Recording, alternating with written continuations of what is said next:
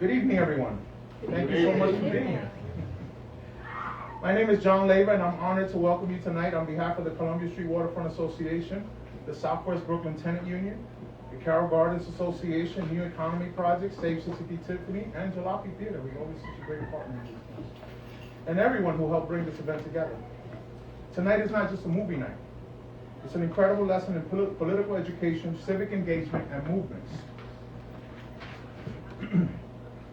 But even more importantly, tonight is about land, power, housing, and what becomes possible when a community refuses to surrender its future. The film we are about to watch, Rabble Rousers, tells the story of Cooper Square on the Lower East Side. It tells the story of working class tenants, immigrant families, artists, organizers, and neighbors who were told that their community stood in their way of progress. Robert Moses and the city had a plan for them, but the people who lived there had a different plan. And this is what makes this story so powerful.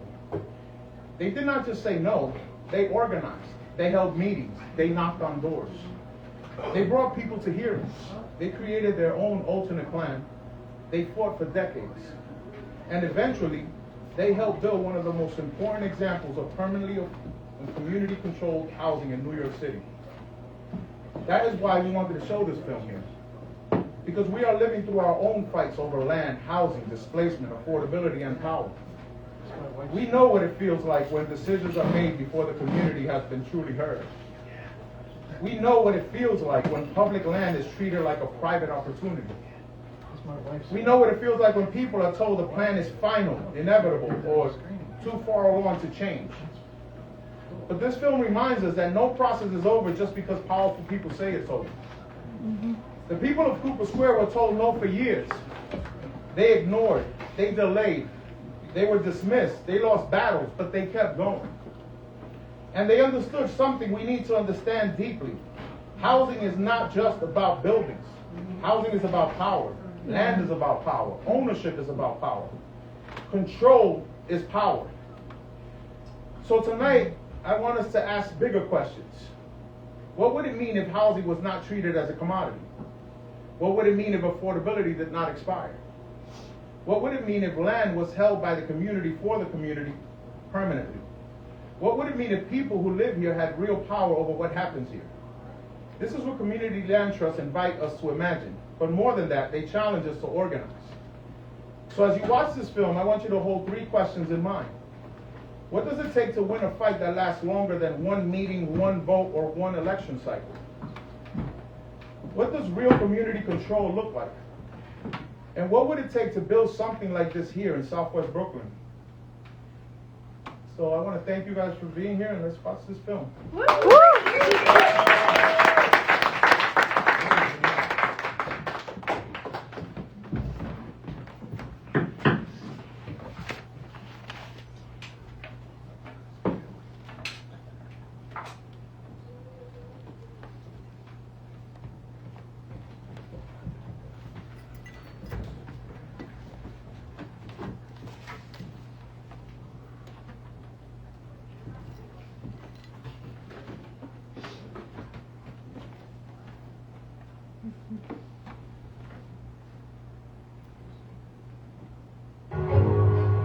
But in 1950... Wait. Yeah? That's not the beginning. There you go.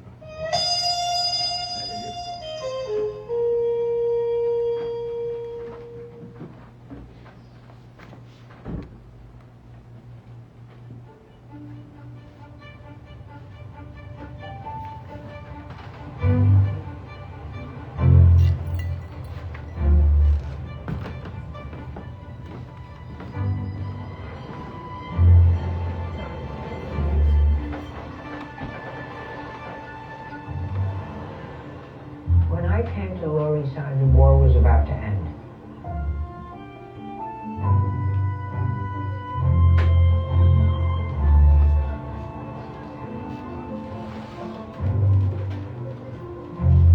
It was amazing to be in a community of mixed ethnic people, black, white, Hispanic, Jewish, Italian, Ukrainian, you name it. We were all there, and as long as you were nice, people were nice to you.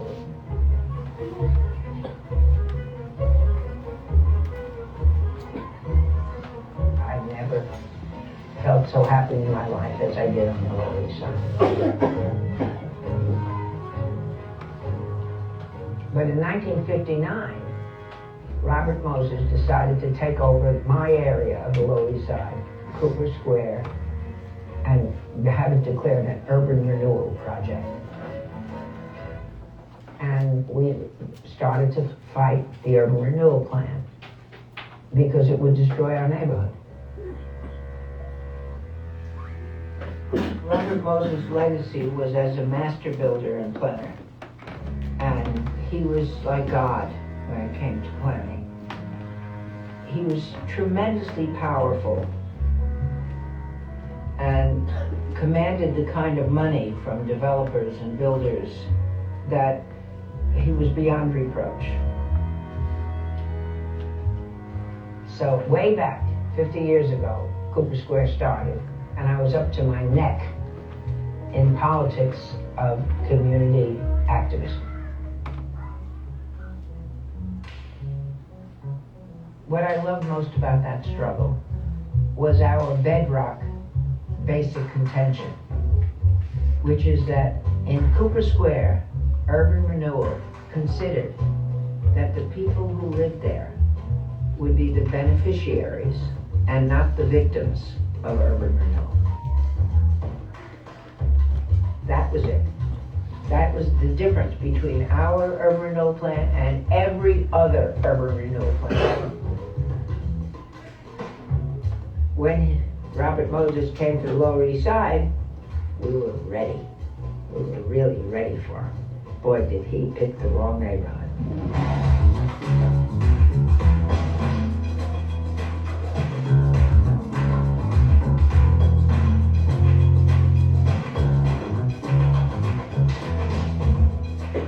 It took us 50 fucking years to win. But we won.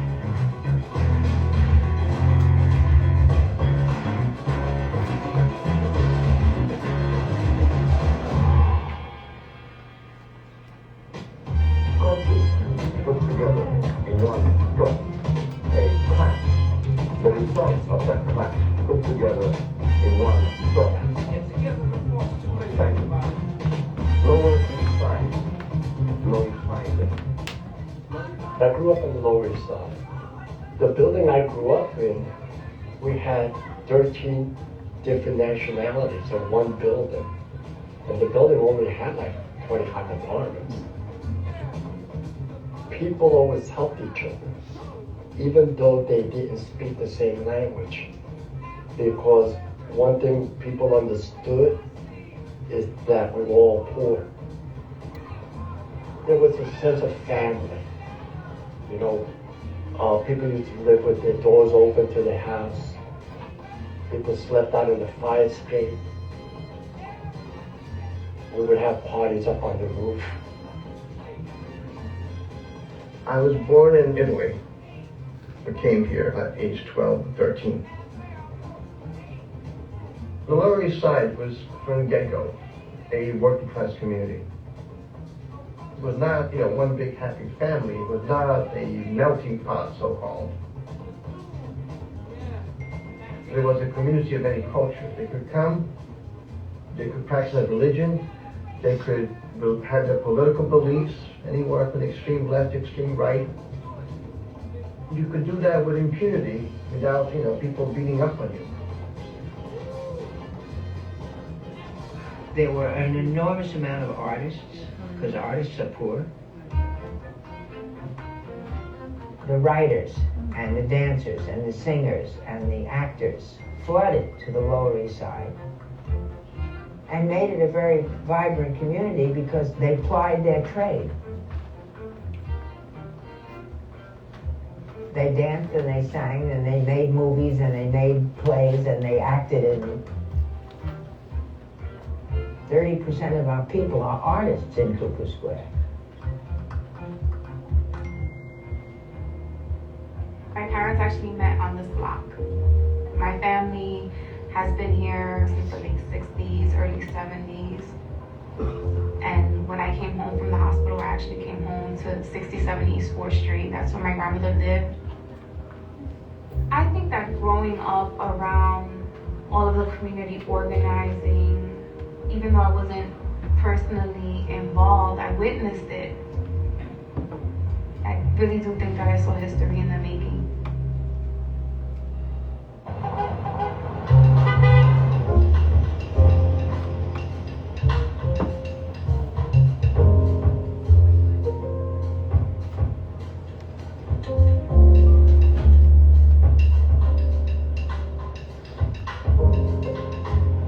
This is 225 is very soon, right here.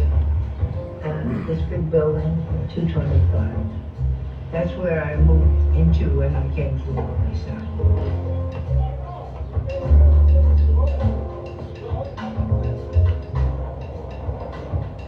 It used to be the St. Mark's bookstore. People came from every country to the St. Mark's bookstore. The tenants in Cooper Square were taught, you don't fight for your home, you're going to lose it. In this neighborhood, we don't just do nothing when we see an injustice. It's in the air that we breathe on the Lower East Side to fight back. It's exactly where I belong.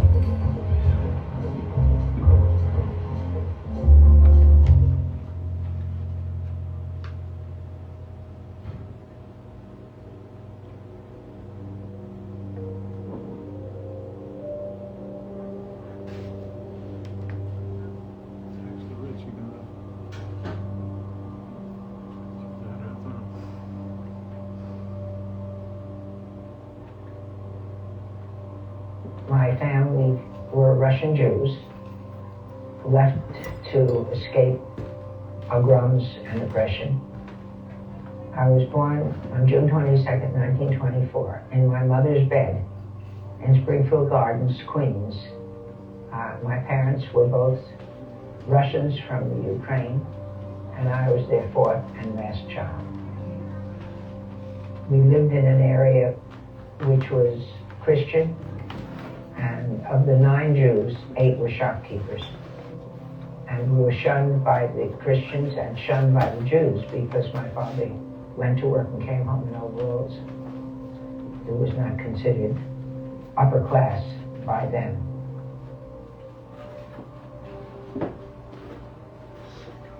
When I was about 11, I had very few friends. I felt pretty isolated. But I had one friend who had a sister whom I couldn't stand, nor she me. And somehow on the way home from school, we got into a fight. And then a circle of boys surrounded the fight, and they were yelling, "Kill the Jew, kill the Jew." And when they said that, I went berserk. And I grabbed the child's ears, and I was banging her head against the curb until somebody was on my back saying, "Francis, please stop, she has a heart condition." And I looked up, and on the porch of my house, which was a half block away, I saw my father standing. And I kind of came to my senses and got up and staggered home. He took me inside and put me on his lap and rocked me. And I was beside myself that he exposed me to that and didn't stop it. And he said, "Girlie, girlie," which is his term of affection.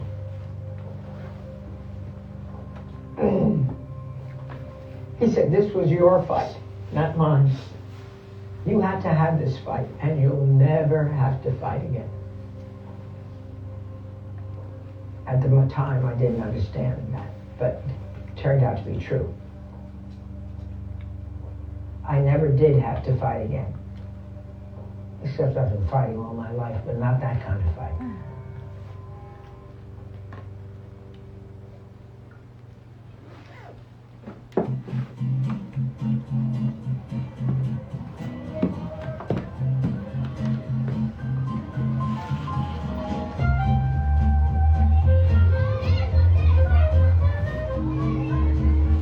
I got married at 20 and moved to the Lower East Side and found Nirvana.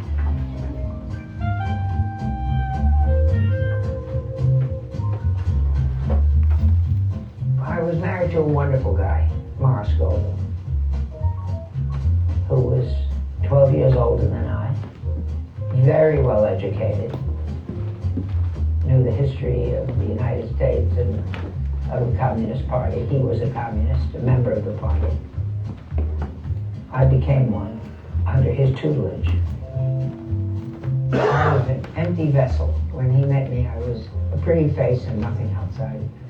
I sat at his knee and he mentored me and he taught me and he educated me. And I absorbed it like a sponge. I just found it so interesting.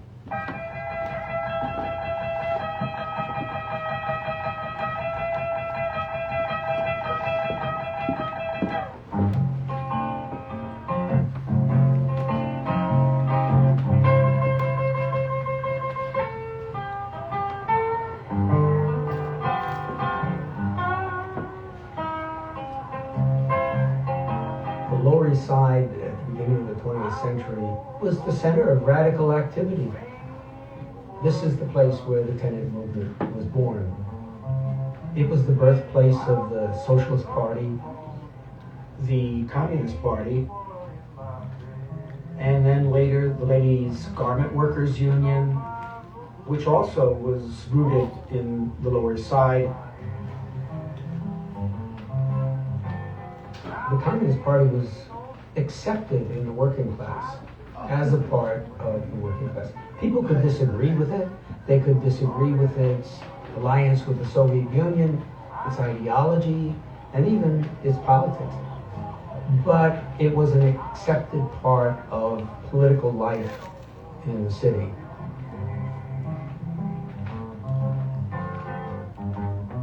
What it meant to be a communist in the early days of my being a member of the party was carrying out the tradition of the earlier communists who wanted to make our country more equitable.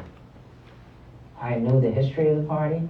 I knew that blacks in the South and whites throughout the country gave their lives in order to make changes.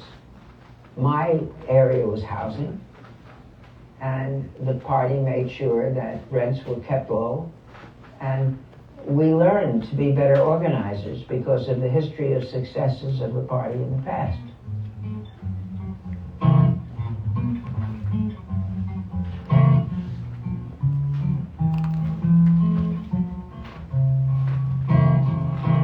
Paint peeling off my wall, dirt piling in the hall, ice on the pipes but no steam at all.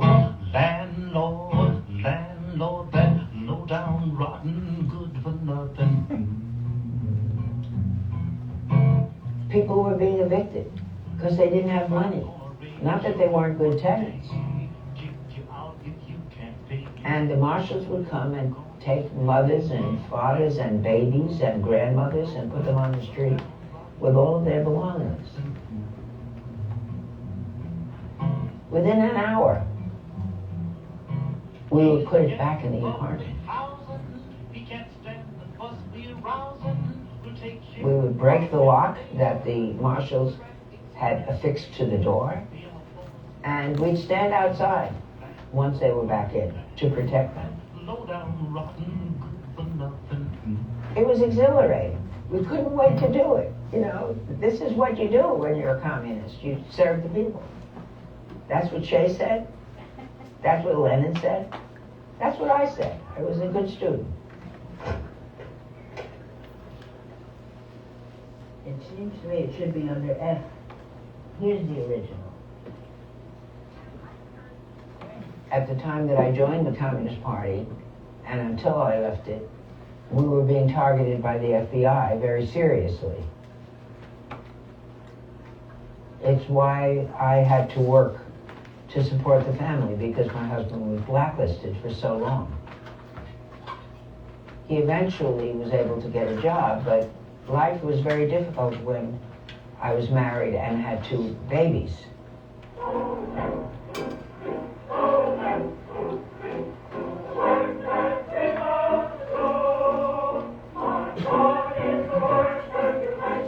My husband was the head of the American Labor Party. the relationship of the Communist Party and the Universal Labor Party was a close one. I think it was in 1950 or 51. They asked me to run on the ALP ticket for state senate. They needed a woman on the ticket. And I was a pretty hotshot organizer on the Lower East Side for housing, and I did. And I'm so proud to say that the head of my ticket was Dr. W.E.B. Du Bois, who was running for U.S. Senate. To me, it was obvious that he was the preeminent intellectual in the country. He was articulate. He was revered. It was like I had died and gone to heaven that I'd be on a ticket with Du Bois. You know, I had just read Souls of Black Folks, and I was carried away by the brilliance and the impressiveness of his words. And I never went to college. I mean, I got my education from my husband and from the struggle. Du Bois got 10% of the vote, and I got 14%. And the difference was that the women in Stuyvesant Town voted for the only woman on the slate. And a lot of the old Jewish men and women said, Frances, she got me a painting, you know. She reduced my rent. So they knew me, and that was the element that resulted in the added 4%. I was beginning to have conflict with the leaders of the Communist Party because they wanted me out of housing and into education. And I wouldn't do that. I was getting more and more information about housing. And it's something I wanted to do. I was not about to leave that. And I was really being pushed. And I quit. I became more independent. I became more of an organizer. I became more of a leader.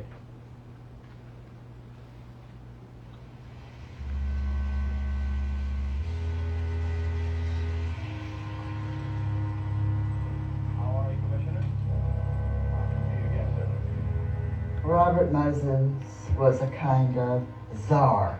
He was the czar of public or quasi-public development in New York City, beginning in the 1930s.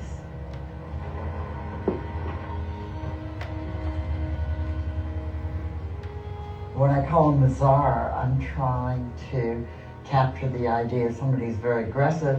He's not just entrepreneurial. You couldn't cross Moses. The name Moses was legendary among city planners, and not in a good way. He was a kind of devil who could get anything done. A political fixer, maker, dealer, wizard, manipulator, in the interest of building.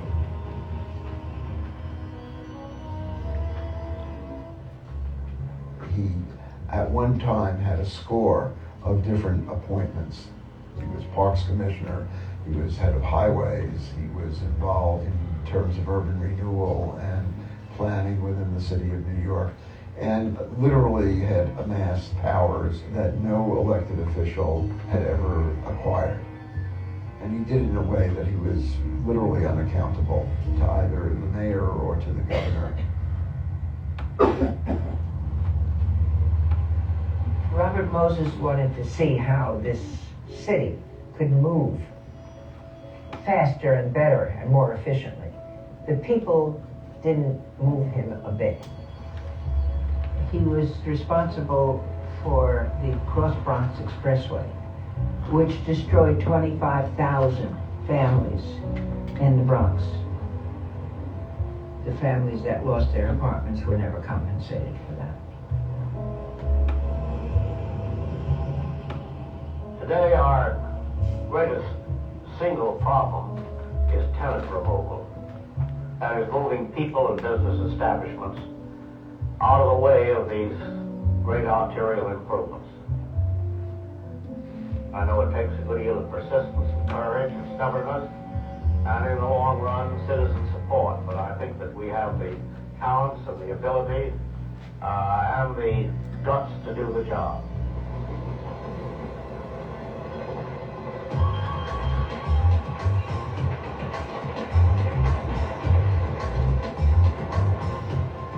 Cooper Square was in an area of the city between the Civic Center and the 14th Street Commercial District. It was in Lower Manhattan. It was an area perceived by Moses and planners as having a great deal of economic value.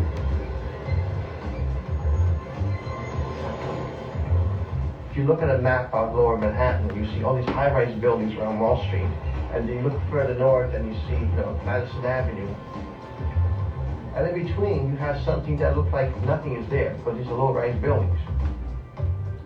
A perfect bedroom community for people working on Wall Street or Midtown, except for the unfortunate circumstance of working-class people living there. It was also in the pathway between New York and New Jersey.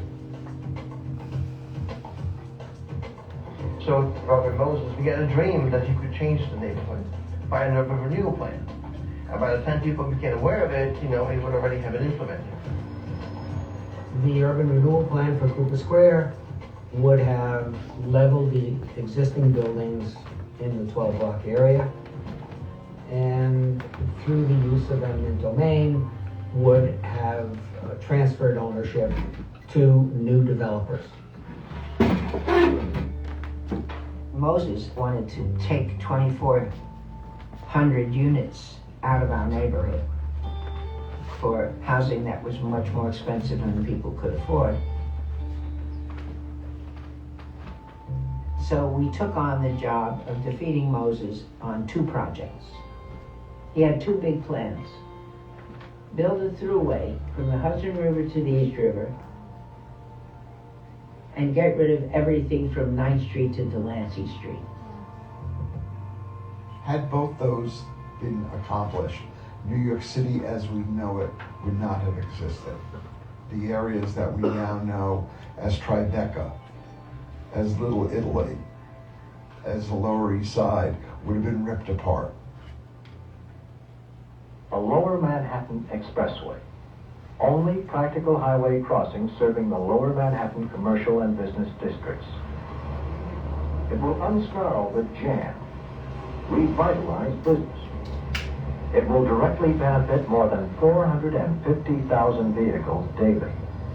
And as the area improves, it will bring new jobs and employment.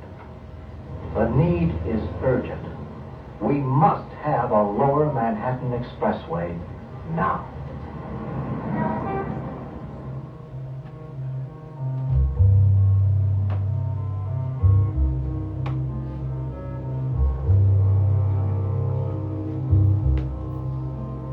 The first reaction by the community organizers, led by Fran Golden, was, no way. This is not going to happen. We're not here to beg. We're here to stop it. I knew nothing about Rabble Rousers. Nothing. I mean, I got kicked out of high school. My world was from Delancey Street to 14th Street. That was my world. That was it. That was my whole world. I learned about class struggle through housing organizing. It wasn't Marx, it wasn't Engels, it wasn't Lenin, it wasn't all these political philosophers. It was housing that I learned about class struggle, because the reality was this was class struggle at its worst.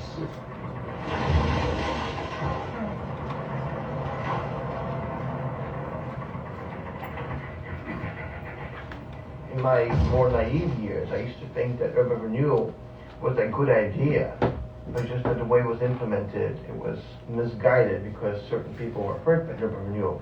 And only a little bit later on, I realized that intrinsic to urban renewal is urban removal. It's not simply a matter of tearing down derelict buildings that need to be replaced with new housing. It's to replace poor people with a higher economic class of people. Urban renewal was promoted by big city mayors who wanted to reclaim the inner city slums for prosperous tax-paying residents and businesses. So it was not necessarily the worst slums that got renewed. Urban renewal was predatory. It took a while for people to realize it, took a while for people to organize against it. You have to move a lot of people out of the way of a big housing project or a slum clearance project. A lot of them are not going to like it. Many of them are misinformed. Many of them in the end come around to feel that they've done them a great service. And, but in the process, if there is somebody to excite them, to steam them up, if there's somebody that is a ringleader, you get a terrific amount of criticism. By then I had a little experience with urban renewal. My first experience was with Lincoln Center, which I lost. And then they built Seward Park down on the Lower East Side, and we fought that and lost. We learned that you don't go in and fight and say, go away, bad, bad, bad. We went in and said, we want urban renewal, but we wanted to benefit the people in the neighborhood, not victimize them. At that point, the Cooper Square Community Development Committee and Businessmen's Association, that shows you how backward we were then, we said Businessmen's Association, was formed. We joined with Little Italy, we joined with churches, we joined with Jane Jacobs and the West Village, and there was Esther Rand, and there was Thelma Burdick, who was the director of the Church of All Nations, and there was Staunton Lind, who was a history professor turned community organizer, and we just got together.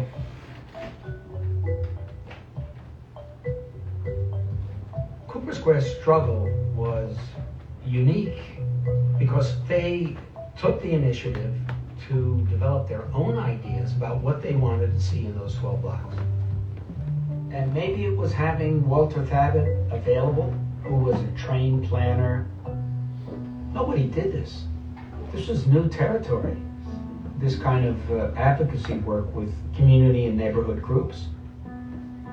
I met Walter in 1959, and he was a down-and-out advocate planner.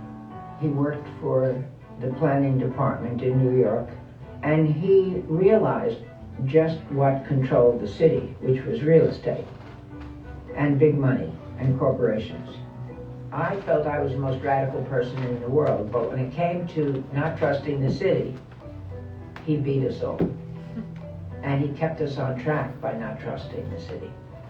And soon after he came to Cooper Square, he wanted to know what the neighborhood consisted of, and he did a survey from 9th Street to Delancey Street of a representative sampling of tenants to determine if they could afford the Moses Plan or not. 93% could not afford the rents and the buy-in for the co-ops. 7% could, and we threw our lot with the 93%.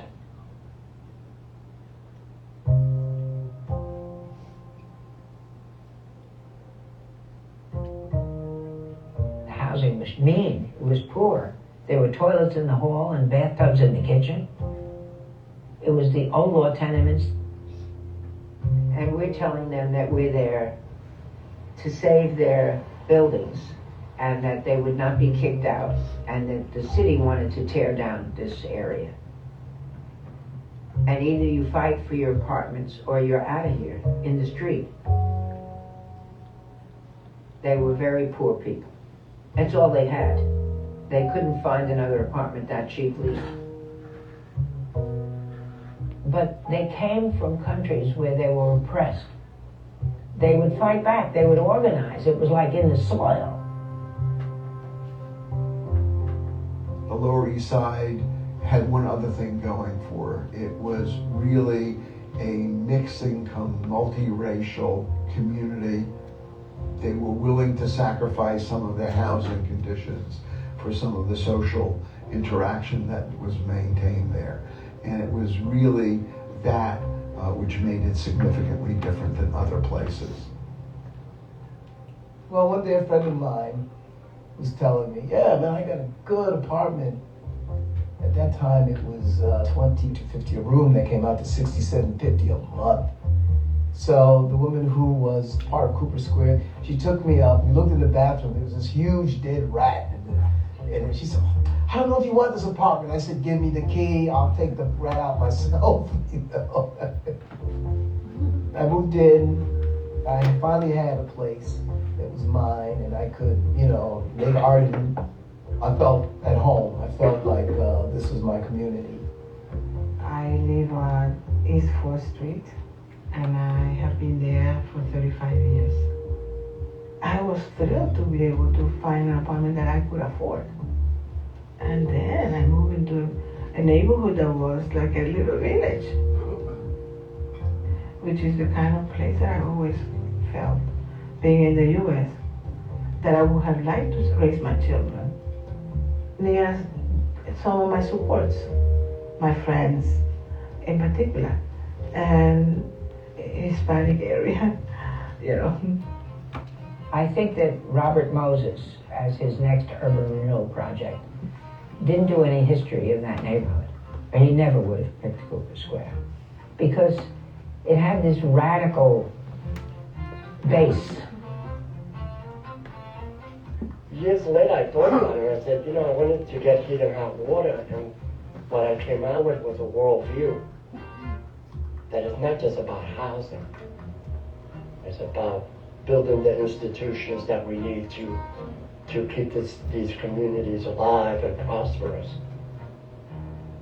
When Cooper Square was born, we got no funding.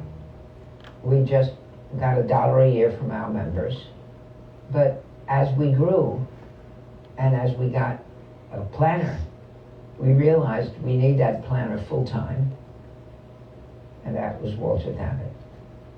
And eventually, we were dubbed the official organization to represent the community.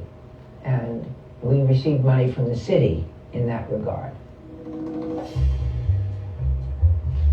What we did was present an alternate plan to the city's plan to wipe out the neighborhood.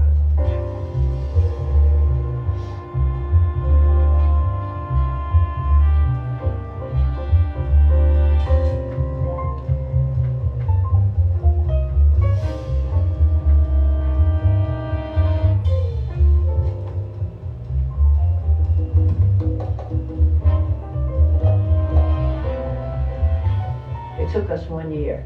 We had over 100 meetings in 1 year. And we fought over every word because we were a bunch of tough community people. And we would tear it apart. This is not the right building, it's that building, you know. But it resulted in an amazing plan. There was a lot on the north and south sides of Houston Street between 2nd Avenue and the Bowery. That was part of the urban renewal area as originally designated. The vacant lot on Houston Street was to be developed for public housing. Even though the Cooper Square Committee didn't own the land, people became conscious of the fact that that land was an integral part of their community and that they needed to plan for the future of that. That's what community planning is about. It's all about getting control over the land in your community. And our theory was that if you start with a very large vacant lot, you can build a house, and then 1st and 2nd and 3rd Street could move into that building. And then 1st and 2nd and 3rd Street would come down because it was now empty of people. New housing would be built there. People from 4th and 5th and 6th Street would move into the 1st and 2nd and 3rd Street buildings. And by checkerboarding that way, no one would be dislocated. They would move from their old crummy tenement into new gorgeous housing. And you could rebuild Cooper Square. I'll never forget printing the damn thing. First of all, it was beautiful. And it was in color. We stayed up all night printing the plan with a lithograph machine. And then one of the people got on his bicycle and went downtown and delivered it to all the offices in the city and the mayor and everybody. And it felt like a lead balloon. Nobody responded to it. We had this wonderful plan and nobody said a word about it.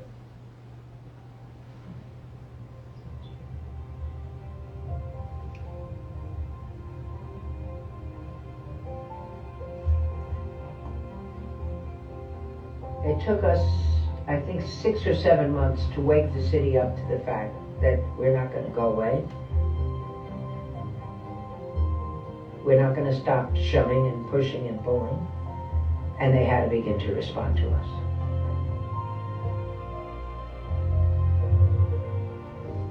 When you're dealing with a roof over a family's head, they either step up to the plate or give up. And we said, if you want to save your homes, we're going to have a big meeting at the church, and you've got to come to that meeting. And they came to that meeting.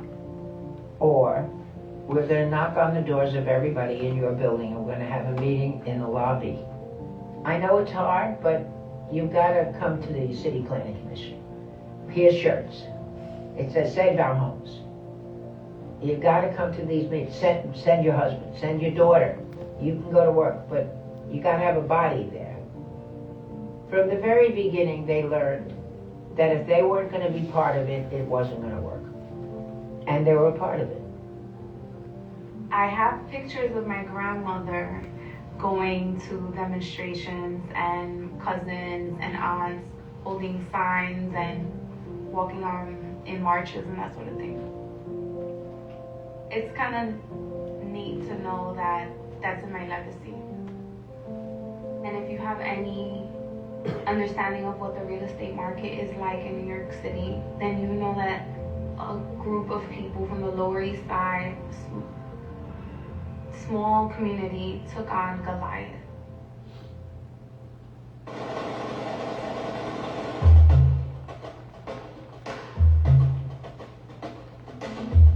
It was a bloody struggle.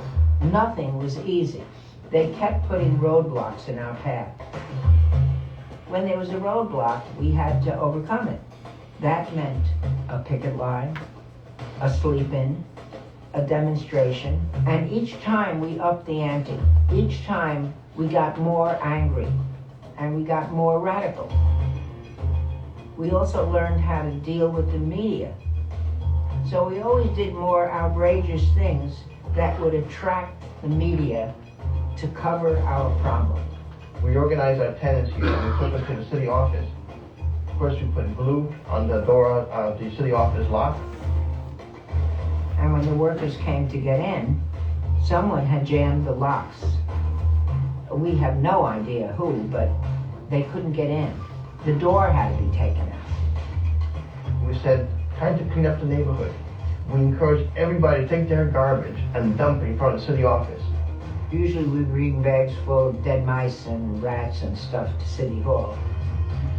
If it meant getting arrested, if it meant going to jail, if that's what we had to do to save Cooper Square, we did it.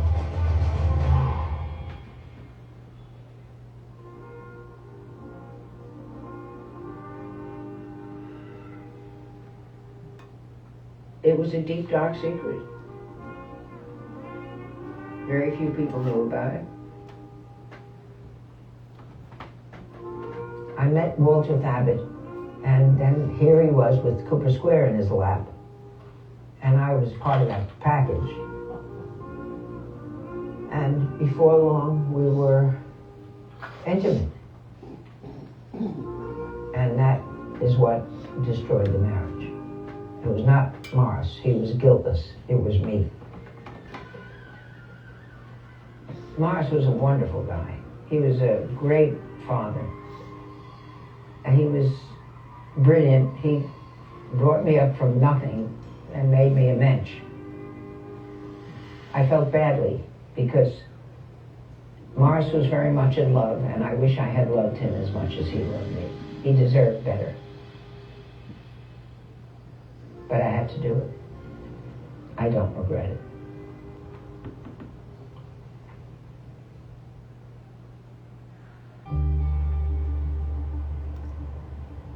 woke up one day to find that the city had taken our vacant land, which was the basis for our plan succeeding on Houston Street, and given it to Louis DeSalvio, who was our state assemblyman, for the San Gennaro Association, which was an Italian Catholic organization. Robert Moses, he wrote to DeSalvio, Cooper Square. They've got a big site on Houston Street, and they want to build public housing on that site. But I'll give it to you for the San Gennaro Association to build middle-income housing if you support the expressway. And so we fought it. We went to the Board of Estimate every bloody month and begged for our land back. I get at the mic and I say, this land belongs to us. We are not leaving until we get our block back. We can't do Cooper Square without this block. And then Don Elliott said, Miss Golden, you've made your point, now sit down. And I said, I'm not sitting down. I'm not leaving until we get this block back. And he said, we'll take it under advisement, leave. I'll leave when you give us back our land. So he said, Miss Golden, if you don't leave, you'll have to be arrested. And they pull me, which makes the microphone come out, right? Because I'm not letting go. And so it comes out and the table topples and I'm taken off to jail. And as soon as I leave, a guy named Ernesto Martinez, he was a real great organizer. So he gets up and he says, I'm here to reiterate Miss Golden's demand that this land be given to Cooper Square. And they said, Mr. Martinez, this matter is resolved. And he says, I'm not leaving. You've got to give this land back to Cooper Square. At which point, the troopers come and begin to take it, and my daughter and 8 other people rush to save Ernesto. And they grab a hold of him, and the cops are pulling him one way, and the kids are pulling him another way. 9 people at that point were arrested. And Don Elliott says, okay, I now call Mr. Williams from Brooklyn. And the guy gets up. Now, he doesn't know us from a hole in the wall, but he has sat through this whole turmoil and all of these arrests. And he gets up and he goes to the mic and he says, I yield to Cooper Square. Can you imagine? The next month, we got our land back. It was a wonderful feeling. This was a tiny organization. But when we defeated Robert Moses, we felt like giants. We felt if we could get rid of that son of a bitch, we could do anything.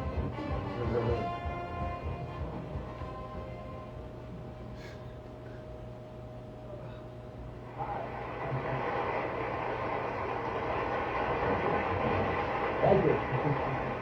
Mr. Nixon, you've been saying in this campaign that under your government, you wouldn't pour billions of dollars into programs that aren't working. I wonder if you'd be more specific and tell us which programs you'd repeal. I'm referring, for example, to many of the poverty programs, particularly the Job Corps program. I'm referring to some of the approaches to public housing. In the late 1960s, there were really big changes afoot in Washington, D.C. And those changes have to do, at the outset and fundamentally, with a kind of backlash against the 1960s and the importance of the Black freedom movement. A new voice that is being heard across America today. It is not the voice of a single person. It's the voice of a majority of Americans. And now that voice is going to sweep across America, and it's going to drown out the voices of those that would destroy America. A Republican Party strategy emerges and uses popular animosity, racial animosities, white animosities toward blacks and toward the poor, and uses that to promote an agenda of tax cuts, deregulation, safety net cuts. housing cuts are included in the safety net cuts.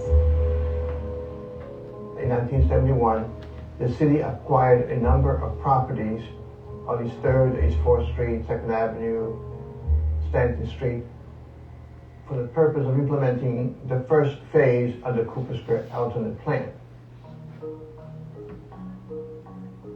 But then life catches up with us, and Richard Nixon, when we're about to build, cancels public housing. We have no more public housing. Then we were going to be funded by the state. Then the state went belly up. The city was on the verge of bankruptcy. There was a response the city had at that point in time that was very ominous. And the city decided to undertake a form of triage, or what New York City called planned shrinkage. The city is facing a fiscal crisis. We don't have money to take care of everybody. Who do you help? You help the better off neighborhoods, like in Queens and in Brooklyn and so on, and you let natural processes take care of the rest. City leaders essentially cut back services in neighborhoods, and particularly low-income, working-class neighborhoods, communities of color were the ones who suffered.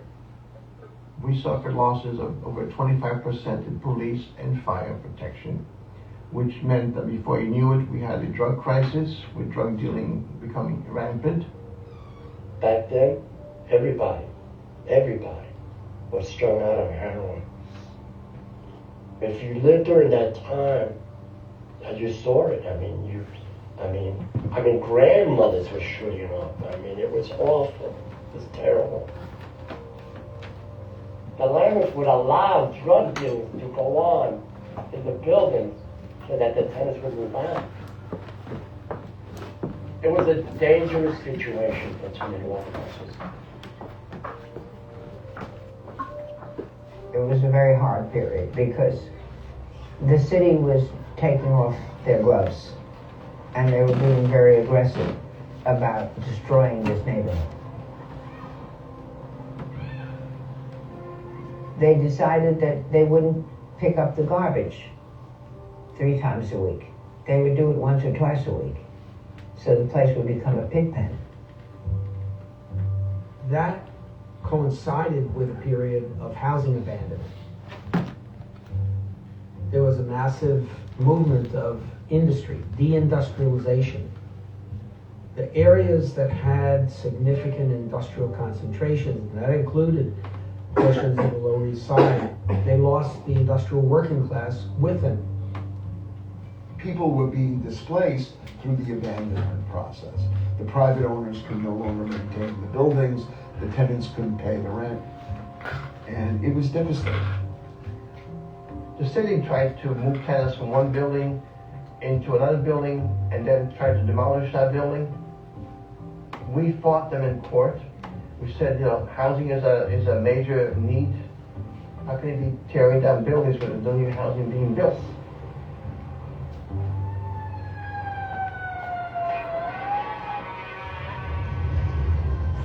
We had an increase in arson. A lot of it was due to either deteriorated buildings or because owners of buildings had only one way out, and so we had arson for profit. We were losing 30 to 36,000 apartments a year. That's equivalent to 5 or 6 buildings a week being bombed.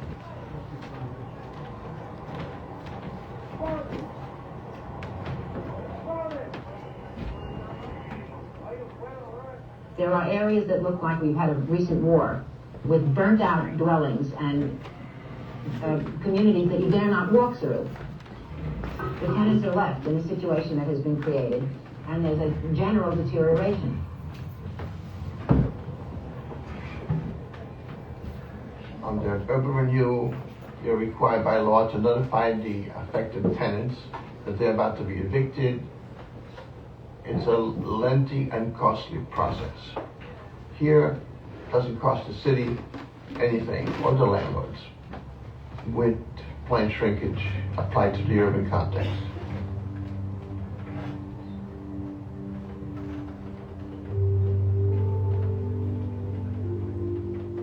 the city wound up in the 1980s as the de facto owner of a lot of abandoned buildings. In comes Ed Koch as mayor. Koch's policy was to get rid of them as soon as possible. He is the public spokesman for the idea that the injection of new capital is going to save the city. So you had these insane auctions of vacant land and buildings, and they would go to speculators who very often would buy up vacant properties, speculate, sit on them, and wait until land values go up. It's disaster capitalism at its worst. So there are lots that got auctioned off by the city and then came back in city ownership because they went into tax arrears and the city wound up being owner of the lot once again.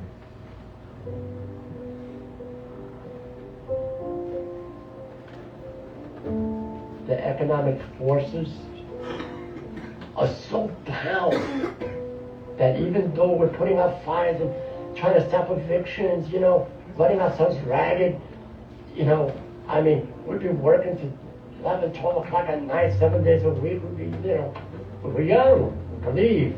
It was a life struggle, We might lose this, we might lose that, but damn it, we're going to succeed in Cooper Square. This is me and Mundell putting up a sign on Delancey Street that said, this land is our land, so that the people that are coming to the bridge could see it. I saw the urgency to become involved with these people that were already organized and effectively had been fighting City Hall and the destiny that they were supposed to have. And I want to be part of it. It was an uphill battle the entire time, but we never gave up. Most people can't wait that long to get something done. We were very lucky that we kept up the energy for all these years. Any victory, we celebrated. If there was the smallest little victory, we had a party.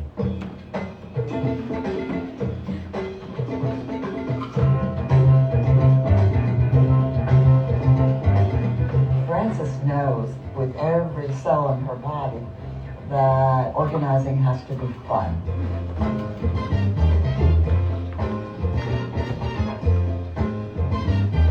If you just look at the photos of Frances in action, chances are she'll be wearing a floppy purple hat. I should ask her why she wears purple all the time. Looks nice on her. Or turquoise, preferably with sequins flashing. Or the emphasis she puts on having food at community events. We never had a meeting without food, ever.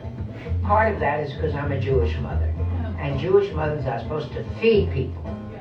Ess mein Kind, that means eat my child. So we had food. Food is so important. It's a wonderful organizing tool. The other thing I want to mention about Frances, she's a great salsa dancer. Fantastic. I just laugh when I dance salsa with her. She does all the turns and she's able to, just amazing. I look for the oldest woman sitting there and moving in her chair, and that's the person I dance with. And she's dying to dance, but nobody asked that grandmother to dance, but I do. If I can't dance, it's not my revolution. Thank you, Emma Goldman.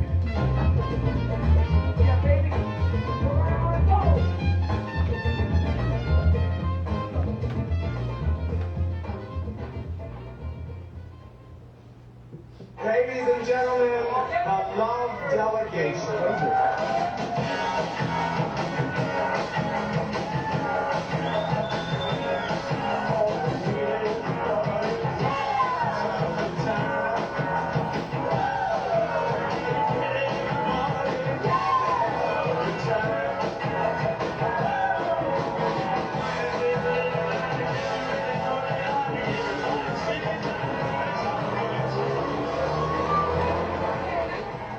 In the 80s, anything east of 2nd Avenue was dangerous to most people. Not to me or not to the people who lived there, but most people. They didn't venture beyond 2nd Avenue. We viewed them as being sort of tourists, and they would gawk at us. They would gawk at the whole scene. You will see people moving in that you didn't see them before. Going to 84, 85, real, serious gentrification started occurring. Ironically, you could say that the crack dealing kept the neighborhood affordable. When they were gone, it didn't matter what kind of housing it was, it became desirable. You saw a lot more students from, especially NYU. When you have a group of students moving into apartments to share the higher rents, landlords were much more willing to rent to those people because they move almost every year,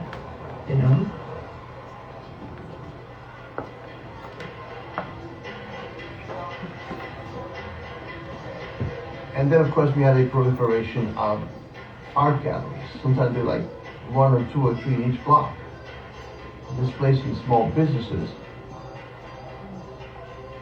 They were hit with astronomical rent increases, and they were gone, and they were ripe for gentrification. The end of the 1980s, early 1990s, there was a real estate boom, and that's when Concha's policy paid off, but it paid off for the investors. It didn't pay off for people in the communities because they had suffered through all of these years of abandonment, speculation, and then found themselves in the midst of gentrification.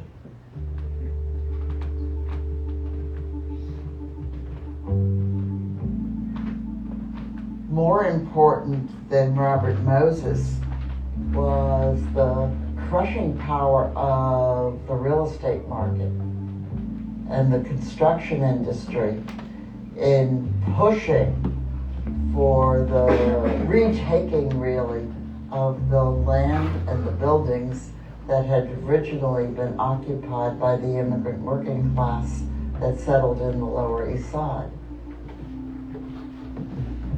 Some of the commercial tenants that have been in the neighborhood, serving the neighborhood for a long time, started disappearing. The bodegas started disappearing and being replaced by delis. And they were not cheap delis. People, who had more money were moving into the neighborhood and changing it. And then there were certain things that were no longer there. The Orchidea restaurant in the mid-80s. It was a Ukrainian-Italian pizzeria that catered to working class people and artists. If you couldn't afford to give a free slice of pizza, okay? The landlord overnight raised the rent from $950 to $5,000 a month. We have people sign petitions, telling the landlord, my husband proposed to me here that night, you can't be so greedy.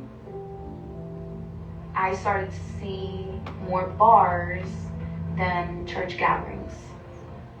Gentrification impacts everything, including the church, because that then changes who lives in the neighborhood and who attends. There's a possibility that I could lose my apartment. So there was that threat. The landlords would litigate the hell out of poor people that didn't know what the hell was going on, so they'd be evicted and lose their rent-controlled apartments. Lacking federal funding and having housing that was occupied by very low-income people, we knew we had a problem. We didn't have the money to renovate these buildings. We didn't have money for new construction. It caused us to, again, face the same question. We had the power to block, particularly a coalition of groups. We didn't have the money to build.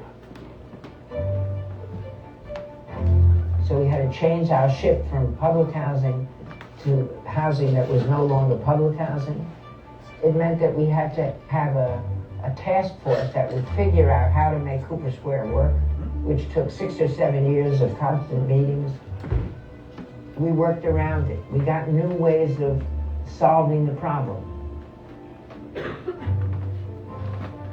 Our original plan had no luxury housing in it. But after 45 years, we knew that we could not complete the plan unless we continued to somewhat compromise. We swallowed hard and did it. That's when we decided that we had to rethink the alternate plan for Cooper Square. And we produced a revised plan that gave something that the mayor wanted. We would allow the city to develop largely market rate housing on 2 vacant lots on the north and south side of Houston Street, in exchange for at least 25% of those units to be low-income apartments, plus sufficient funding to renovate all the tenement buildings occupied by these low-income families, 21 buildings now, on 3rd Street and 4th Street, 2nd Avenue, and so on. We decided that we would have to take these old law tenements and turn them into beautiful new apartments. So we rolled up our sleeves and we pressed against the city and said, you did this to us. You're going to save us by renovating every damn apartment in Cooper Square. You're going to give us 3-piece bathrooms in every apartment.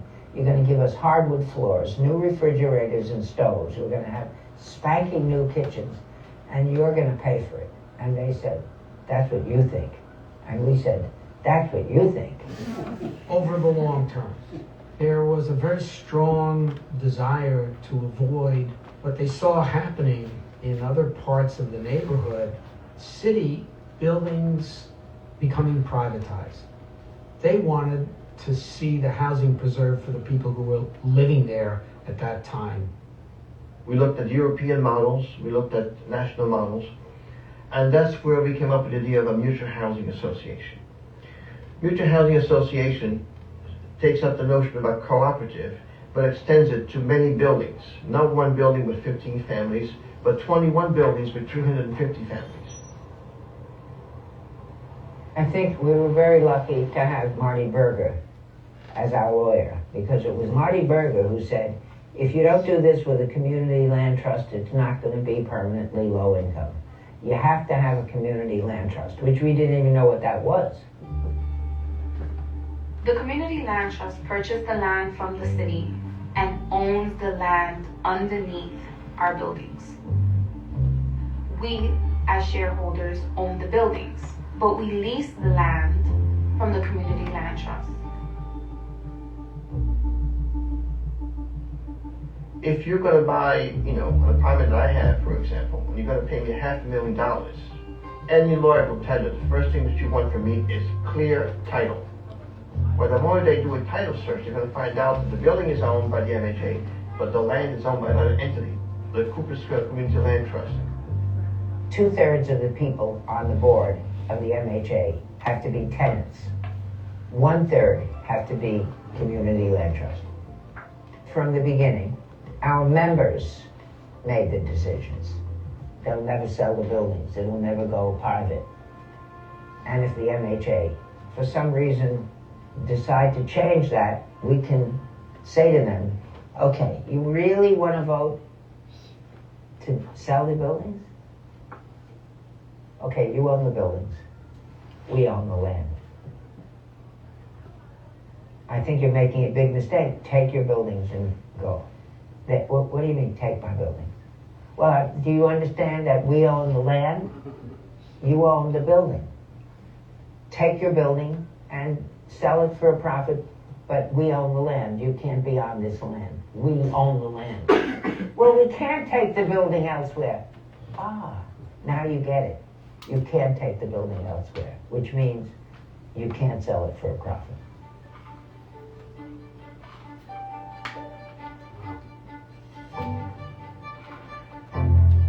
From Wagner on, we met with every mayor because the plan started in 1959.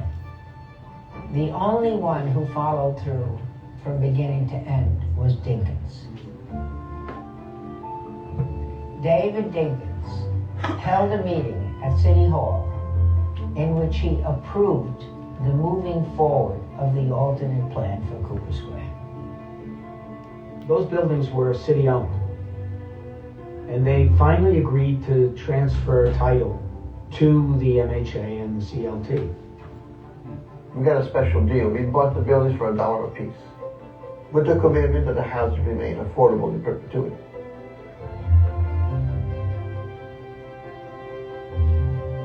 Cooper Square was the pioneer, the first to do a formal community plan and to fight for its implementation from beginning to end.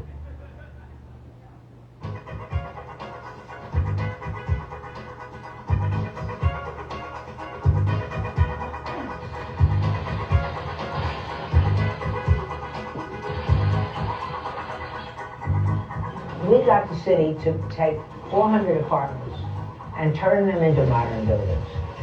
That cost $50,000 an apartment, which the city spent because they were forced to by us forcing them, and they did it. It took us like about 10, 12 years to finish the renovation.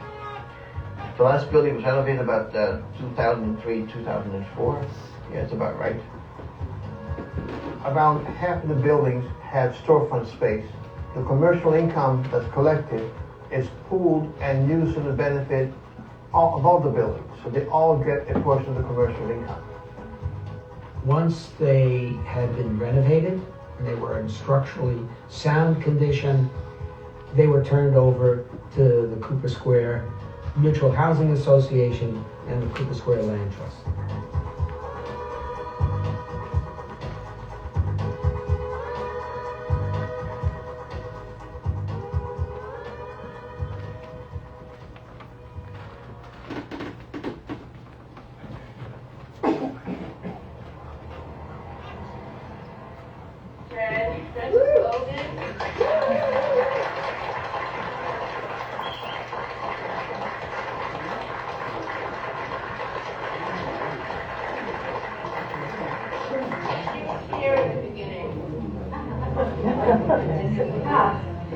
We're trying to figure out the word. This is a momentous occasion. It's a historic occasion. But it's a transcendental. It's all of those things. It's an amazing night. But before I say a word, look around, folks. Look at your neighbors. Look at them. You'll not find a group like this anywhere in the city. And because we're all together, we're celebrating this victory tonight. We're doing it to show the city that a community can save itself, not make a buck on it, but be able to pay our bills, to go to work or to go to college, to raise our children because of this unique plan that we have a paper tonight, which you're going to take days to read, where if you sign on, we will have a co-op, so we will say to those guys who come down the street with a clipboard in suits, and you say, what are you doing on this block? This block is not for sale. Get the hell off Wall Street. This land is ours.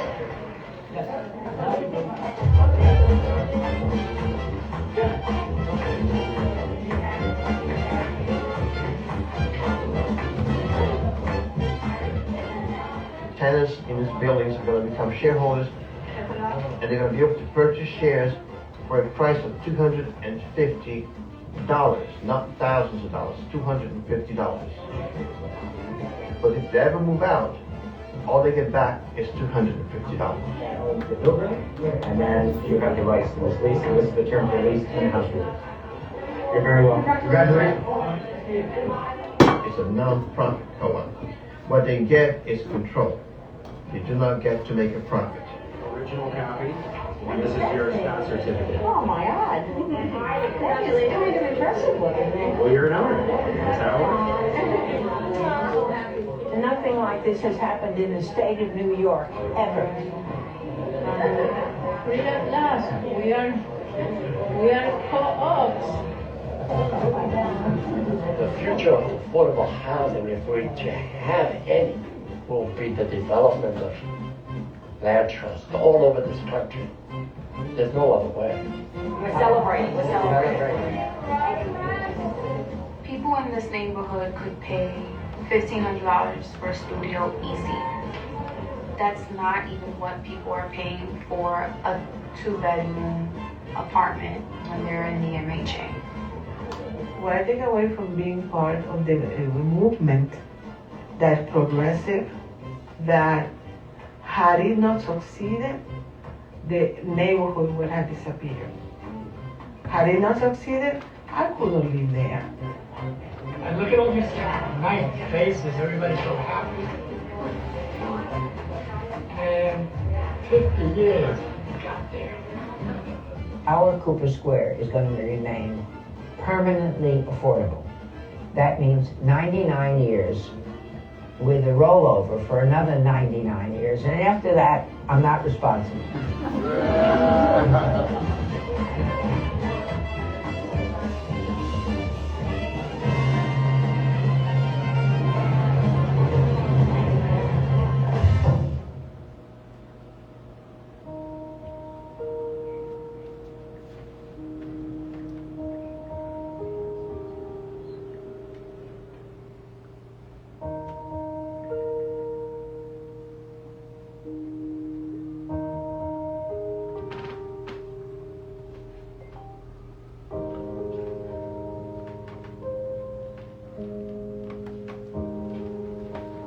I was with Walter for 45 years before he died, which was about 3 or 4 years ago. We never lived together until the end. It was an extremely long relationship. And it had its serious problems because of who he was. But it was still a very real connection. He loved women. He loved young, old, fat, thin, black, white, green. That was one of his problems. I was angry at him, and I was inextricably attached to him. I think his understanding of what made cities work and what he did for Cooper Square really endeared him in a way that I couldn't let go of. I miss him a lot.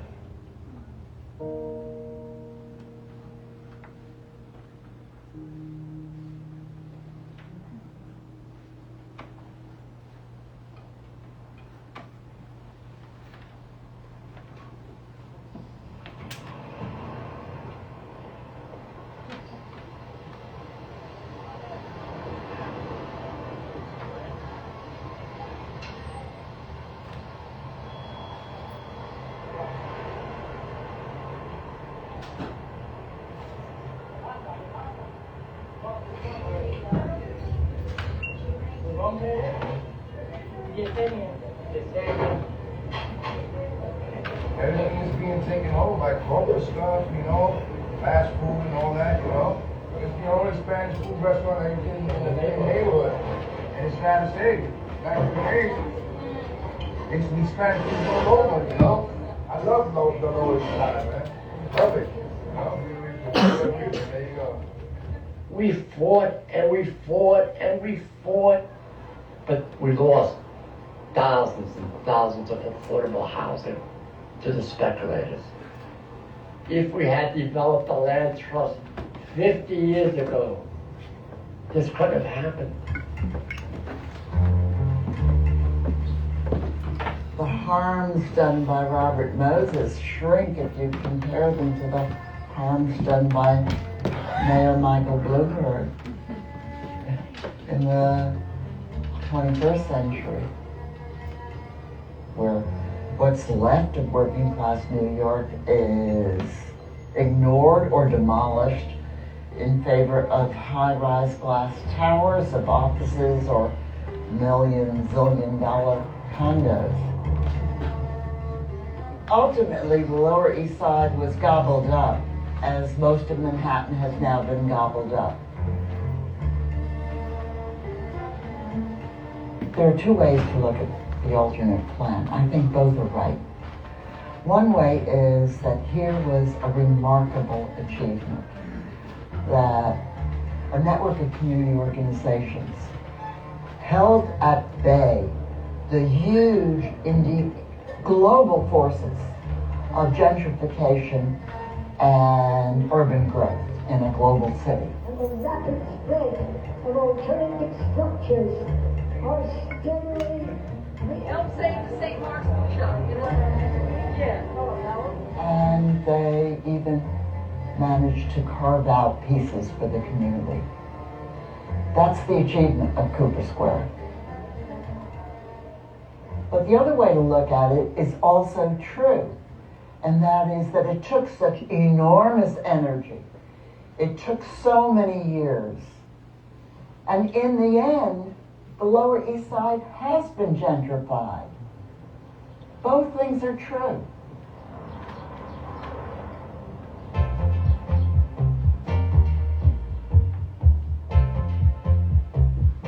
That it happened at all is kind of miraculous. I mean, we fought the bureaucracy of the city. We fought the big corporations that make money from doing things their way.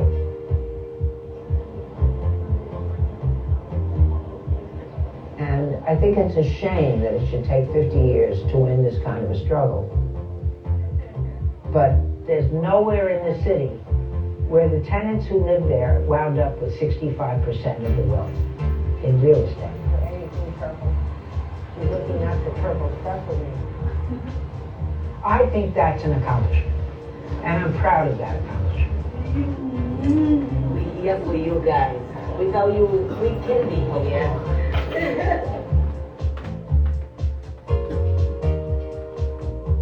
I think we moved at the right time, at the right place, and it wasn't too late.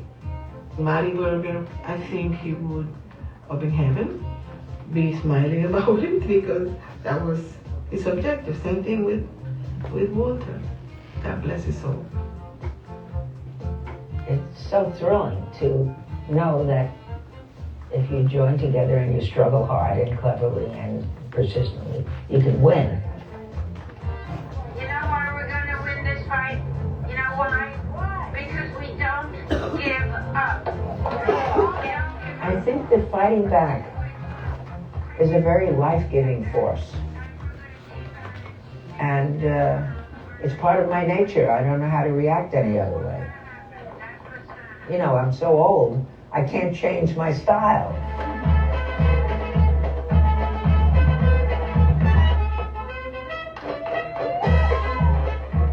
I think that all these rallies and these sit-ins and these vigils is what keeps me alive.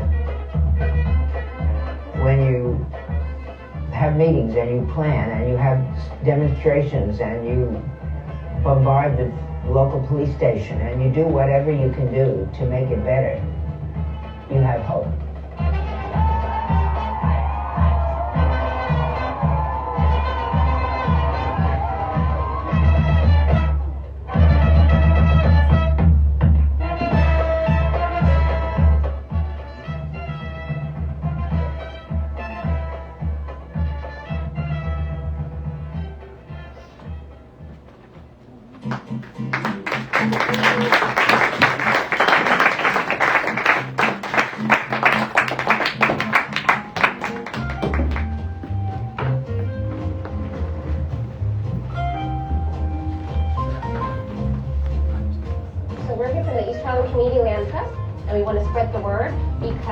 We want residents to come together and talk about the future of the building.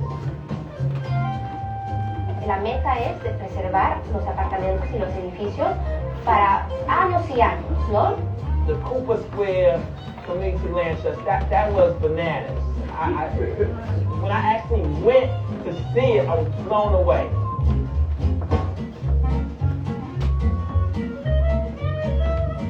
The residents have control, the community has control, they have a lot of input. Yeah. Bueno, operativa para mí es bueno para el building.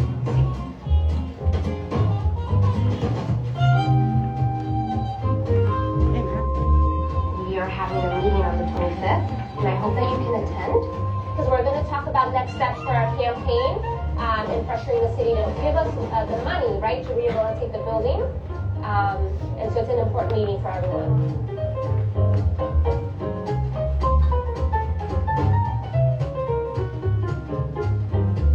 Can we do this? Yes. Can we do this? Yes. Awesome. Thank you guys so much, all right? I'm going to call you guys. I'm going to knock on your door.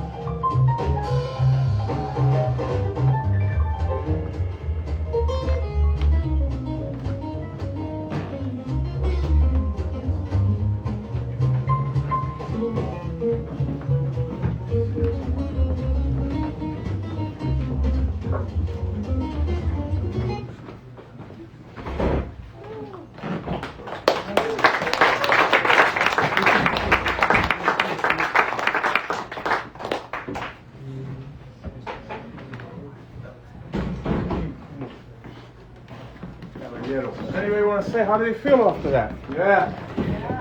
That was great. I'll tell you how I felt after I saw it the first time. Just inspired and motivated.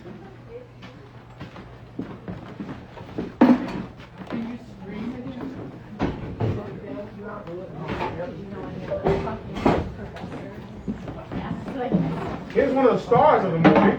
Whoa! Tito.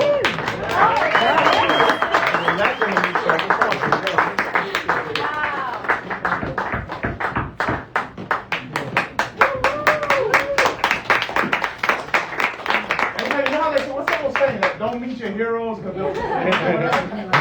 I met Tito, like I think it was like 2 hours. We just sat there and I joked with him and I made fun of him and it was greatest thing. Right? We have Alexis joining us. Yeah.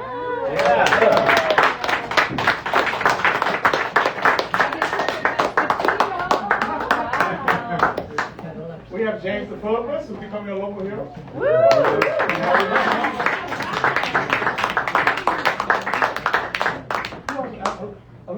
Elise Golden is Fran's Golden's daughter. Wow! She's not lying. That'd be wild, though, right?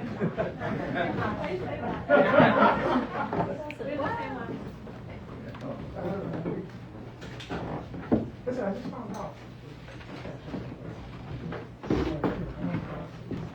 I'll start singing just now.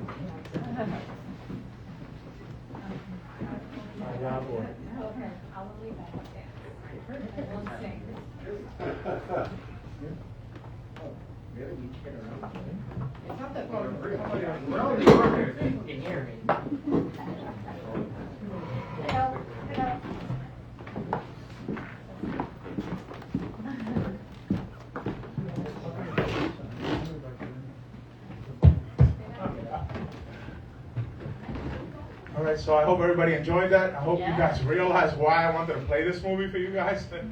Since I saw it 3 years ago, I was just so inspired and just so amazed by everything in it. The way they took they took power to the situation, right? And they changed the circumstances, and there was nothing really special except they fought. They didn't give in, and when they told them it's over, it wasn't over, and they said no. And I feel like that's where we're at now. Like when they say final vision, it's not final until it's a GPP, until it's illegal, and even then it's not final. Like anything can change. So I just want people to know we're still in this. We lost round one, and we didn't really even lose it, right? They postponed it 4 times. I feel like we won 4 times, and they won the last one, and then they took it off. But anyway, so I really wanted to play that just so you guys could get that message, the same message I got. I met Tito here a little while back, and Tito's just amazing, and I wanted to bring him here to you guys. He's a legend in the whole community land trust and fighting for housing and all that. So I wanted to bring him. Alexa, of course, is just a legend. You guys don't know about it. And then we have our minded professor here. He's the brains of the operation. You know, he's written books on this on these subjects, on urban planning, community planning, and all that. And it's so crazy because they've done everything to keep him off as not being our representative. He's been our chosen representative since day one. And even till now, to the ATF, Alex has fought for him and everything. And legend has it she finagled the way to get him on through other means. That's right. I didn't know that was official. But that's the way that she had to pull strings and pull favors and all of that from somewhere else. Because Goldman and Bernardus would not allow it. I mean, let's just say what it is, right? And you're blocking the communication. So, and then I wanted to bring Elise Golden because I've been in so many fights with her. Atopa and Copa. She's a superstar organizer.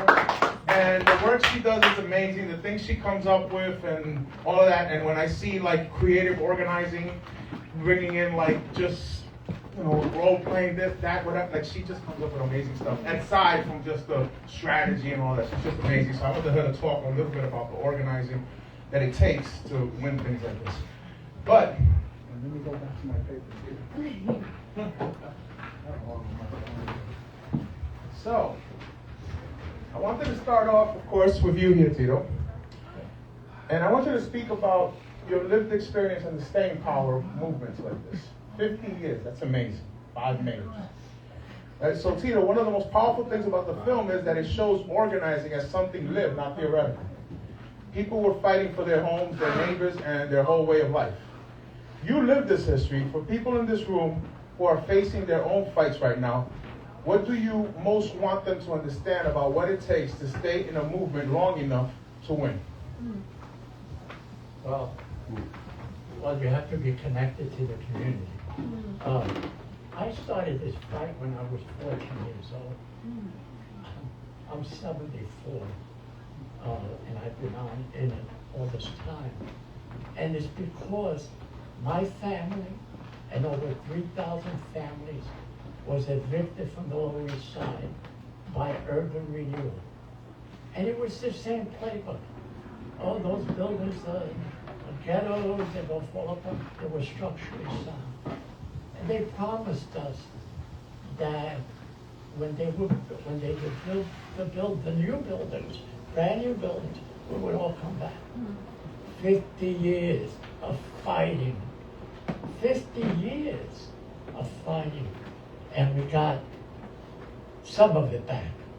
So, you know, this is not a new history. The history of this country is a history of displacement. And we just got to understand who we are. We're not going to be millionaires. We're not going to be billionaires. We're working people. And we built this city, and it's our city. Right.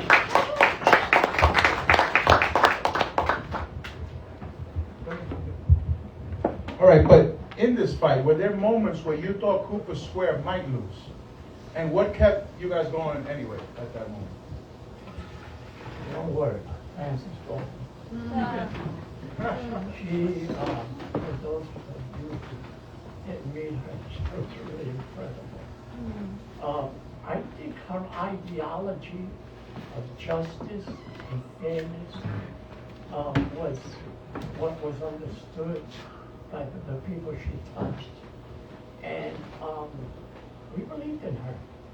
Unlike some of our elected officials nowadays, not people here.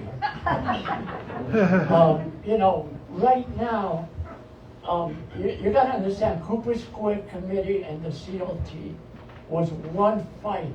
We fought hundreds of fights, and we're still fighting fights. The most urgent fight right now is the only affordable housing left in Manhattan is public housing. And it's under attack. It's under attack. They want it. There is no bottom to the greed of these capitalist people. They want to evict people in public housing. The only affordable housing left. So right now we're fighting a fight in Chelsea. And unfortunately, the mayor is going along with it. And this is a mayor I voted for. I support many of his policies.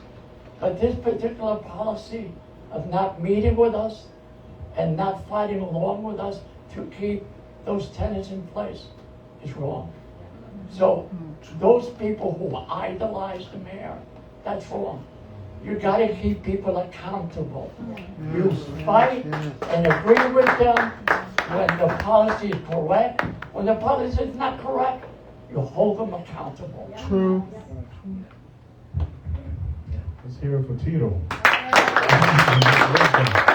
Tito, when's the book dropping? When's the book drop? All right. Alexa, if you don't mind, I want to skip you with that. All right. We'll get back to you. I want you to wrap it up. All right, so Professor DePhillips. The film shows the Cooper Square victory was not only about stopping displacement, the deeper victory was creating a structure where the land could not simply be flipped, privatized, or sold off. For people here who are new to this idea, can you explain in plain language what a community land trust is, how it works, and why it is so important for permanent affordability? Sure. By the way, can I just say this though? James ran here from another presentation about community. So I was doing. He's fried. So I'm a founding member of the New York City Community Land Initiative, or nicely, the CLT movement, which came out of inspiration from Cooper Square and organizers in Picture the Homeless in the Bronx. Going to Cooper Square and, Lynn Lewis and the other folks at Picture the Homeless going to Cooper Square, and then rounding up bus money to go up to Boston to look at Dudley Street, in Boston, which is a very famous CLT. The CLT form, and I was at a WQCLT meeting, Western Queens CLT. I'm from Flushing. A lot of my heart is still on the 7 train, and I do a lot of organizing still in the neighborhoods where I'm from, even though I've lived here for 23 years now. But anyway, the CLT form isn't actually necessarily about affordable housing. The first CLT came out of SNCC organizers in Albany, Georgia, including Slater King, MLK's cousin, and was about fighting off what we would call predatory lending. But basically black farmers in rural Georgia having the equity stripped out underneath them, from underneath them by getting access to credit only in predatory terms, right? And it doesn't come to cities until you get to the 1980s, when it sort of, you have experiments in Cincinnati and DC, and then it blows up in Burlington and Boston with Bernie in Burlington. Now, what the CLT is a form of community ownership of land, and the community ownership is structured in such a way, at least in the kind of ideal form, where you have a tripartite board. 1/3 of the board are leaseholders on the land. 1/3 of the board are other community residents. And then 1/3 of the board are sort of supportive others, right? The affordability that we have, right, that you get, it comes from the leases that the housing on the land have, right? There are very strict resale restrictions on the housing that provide permanent affordability in a way that even, a native New Yorker, a big believer in Mitchell Lama, right? But we've seen what has happened to Mitchell Lamas, particularly the Mitchell Lama co-ops, because there isn't the third-party entity to kind of preserve the affordability, and so the co-op owners will, dissolve the use restrictions and sell at market, and you've lost the affordable housing unit. It's great for the one household or however many households are in the building. And so what the CLT does is it ensures, that the current leaseholders, the current, residents and owners of the housing don't dissolve the use restrictions, and convert to market, because they only have 1/3 of the board. They're not going to win that election because they only have 33% of the board. And so that's sort of where the affordability comes from. Housing done in a CLT still needs a ton of subsidy to make it affordable. What the CLT does not in any way magically make things affordable. What the CLT does is it essentially takes the subsidy that makes it affordable and inters it in the land. And so it isn't removed from the land, but you still need the subsidy on, and to get deep affordability, you still need an operating subsidy, right? Because very low income people and extremely low income people can't cover operating costs, right? And so you still need an operating subsidy even when you have, sort of permanent affordability. So I want to be clear, there's no magic bullet here. What it does is it allows the community to decide what happens on the land, and if it's going to be housing, it provides a very stable mechanism to make that housing permanently affordable once there are subsidies to make it affordable. And I'll stop there. All right. Yeah, the film makes it. I'm sorry. Go ahead. Clap for me. No. The film makes a very clear distinction between owning buildings and controlling land. Why is the control of the land so central to housing justice in your opinion? No, I didn't. I mean, there are a lot of ways to answer it, right? Like, there's the old, sort of Malcolm X, discussion on land is power and the message to the grassroots in '63 in Michigan, right? Where all revolutions have been fought over land, right? And I'm sure you've seen that quoted a bunch, right? In the CLT space, right? And so on some level, land is always about power, right? In a place like New York, particularly in the post-fiscal crisis period, which is at this point, 50 years now, right? Land has always been a commodity, but it has been hyper commodified, and the amount of finance capital that is going into land development in New York means that separating that out, like pulling the land out, becomes a really central part of getting to affordability. It's part of also why we've been fighting, for better public land disposition. That this is, when the public sector has land, as it does say in the BNT, right? That this is an opportunity that if we are going to do housing, it better damn well be super affordable, right? Because you're not going to get to, the amount of subsidy that you need to do affordable units,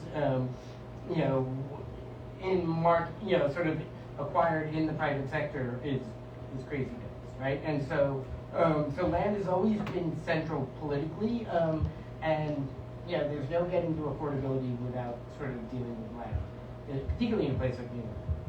Can I respond to that question? Yeah, sure. Yeah. So I just want to say that Francis, and I agree with you, Professor, but Francis would state it a different way. She would say that if you control the land, you got them by the cojones. That's a slogan for a T-shirt, right? It's going to be our new BMT slogan.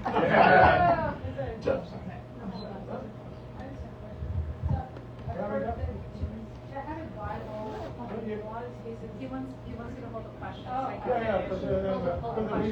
Let's just get through everybody. Just one quick question. Have you considered whether a CLT might, or something like that, might work at BMT? Yeah, many times. But I think we have to be realistic about the time frame, that it takes to stand up a CLT. To be really blunt, right? We formed the WQCLT, on the heels of fighting off Amazon in Long Island City, right? It was the same organizer. Amazon pulls out in February of 2019. We start meeting to form the CLT in June. We start meeting in June. We have our structure. We're a 501c3. It takes a very long time, right? Or you look at, it's not 50 years, but South Bronx Unite, when they birthed the Mott Haven Port Morris CLT, that's happening I mean, that was 2017 or so, and they emerged to kind of actually the old Lincoln Hospital site. If you know the history of Puerto Rican and black organizing in New York City, you know the importance of the Lincoln Hospital site and what that meant for the Young Lords and Black Panthers with the occupation.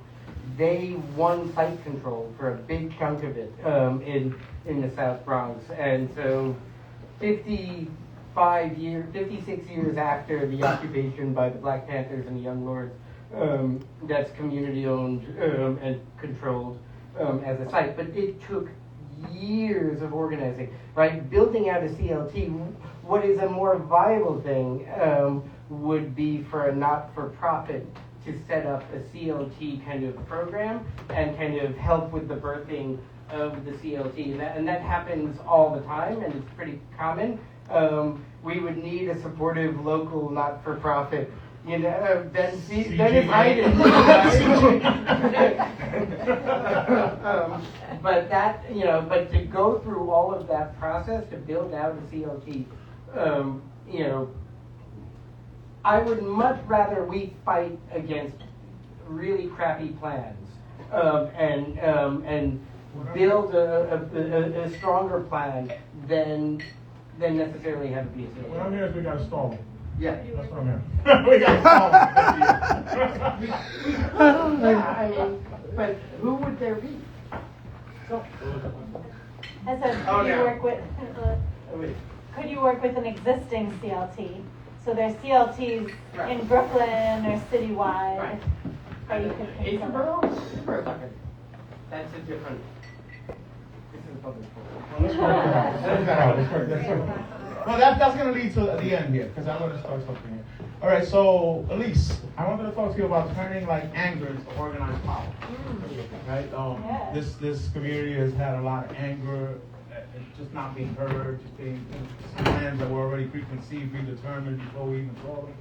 So Elise, the film shows people doing the hard and glamorous work of organizing, meetings, door knocking, showing up at hearings, building relationships, keeping people involved for years. From your perspective, how did communities turn anger and fear into real organized power?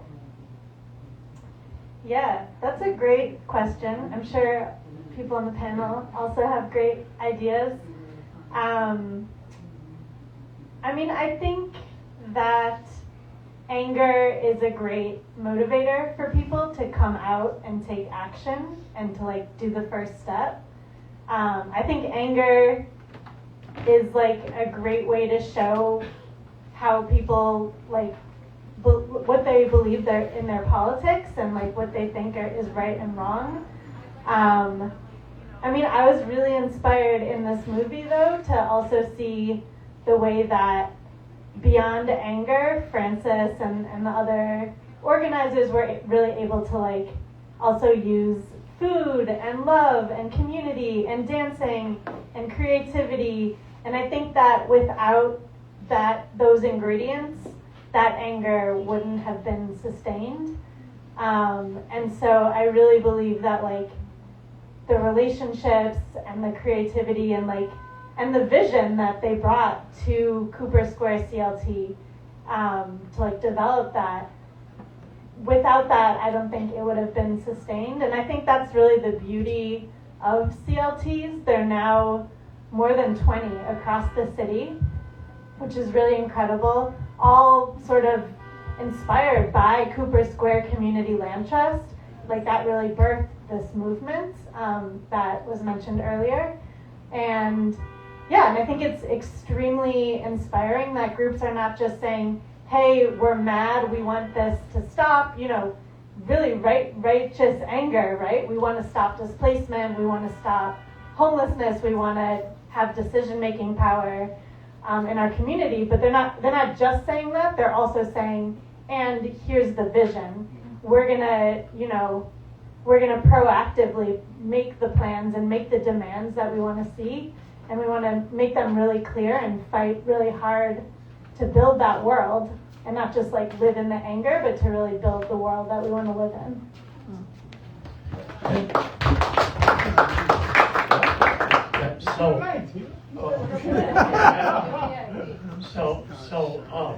First of all, I'd like to mention that I was part of that occupation in Lincoln Hospital. Many years.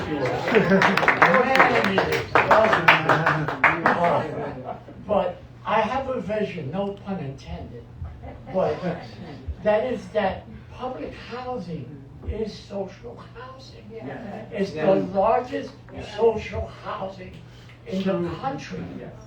But what it doesn't have is a community land trust.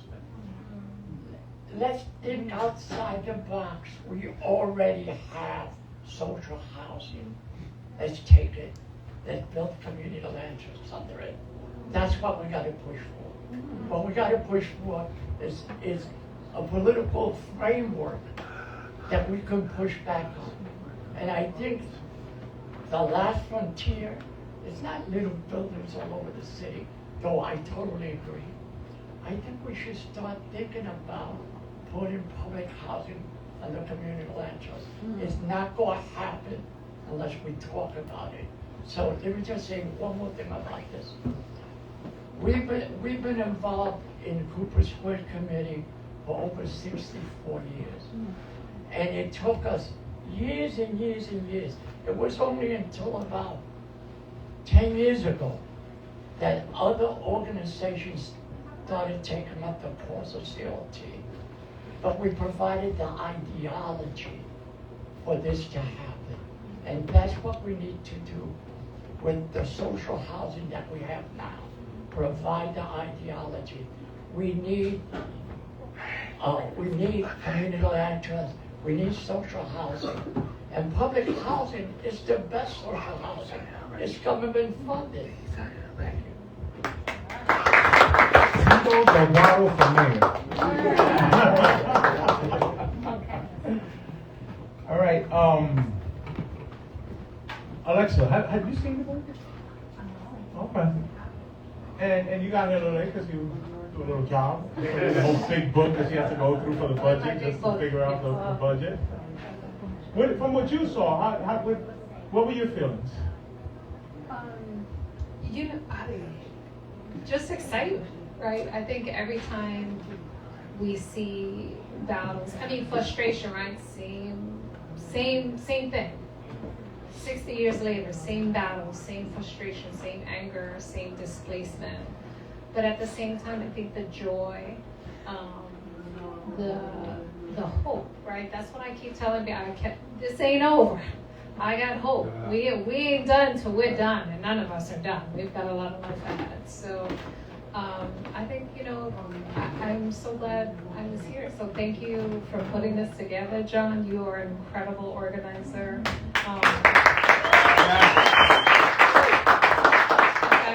I'm down with John for mayor too. I'll make the first. Let's make it ready. Let's make it happen. So a lot of joy, and just a reminder that there is power in organizing. We need to harness our collective power to see the signs on the fence, right? But this land belongs to us. This is ours. Is really important framework that people really need to feel in their bones. This is your place, and you don't need to give it up so easily. So I was really glad to be here. So thank you. By the way, I just told Alexa about this earlier today. I had to go cry, I think, about that. And she ran over there, which is amazing. And I skipped something. Can you do it now?